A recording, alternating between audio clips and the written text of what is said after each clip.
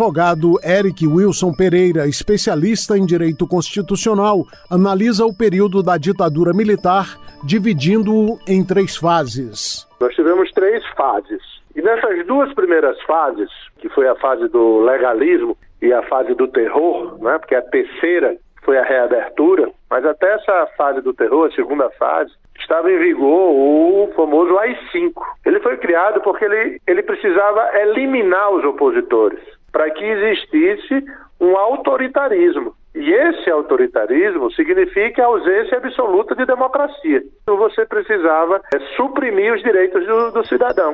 O ato institucional número 5, ou simplesmente AI-5, foi um decreto assinado em 1968 que deu início ao período mais sombrio da ditadura militar, além de ter reforçado o autoritarismo do então presidente Arthur Costa e Silva.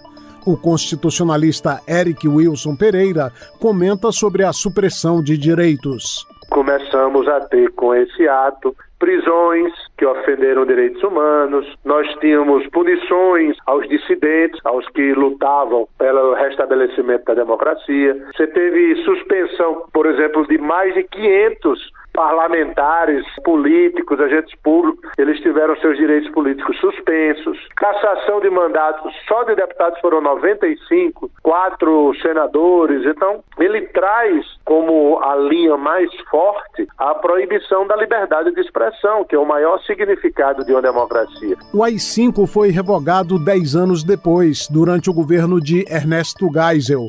Foi parte do processo de abertura política conduzida por Geisel. O presidente João Figueiredo, que governou o Brasil de 1979 a 1985, deu sequência ao movimento de reabertura política. O advogado Eric Wilson Pereira afirma que os 21 anos em que o Brasil viveu sob o regime da ditadura militar é um período para não esquecer.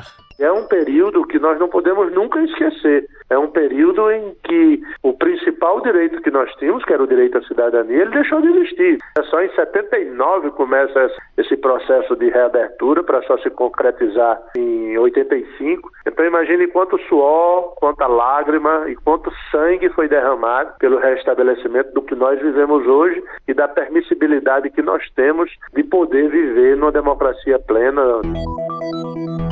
Finalmente, a promulgação da Constituição de 1988 foi decisiva para fazer a ruptura com a Constituição de 1967, que havia sido criada durante o regime militar e representou a transição para a democracia no Brasil. Com sonorização de Daniel Leite e produção de Leandro Bezerra, Rádio Justiça.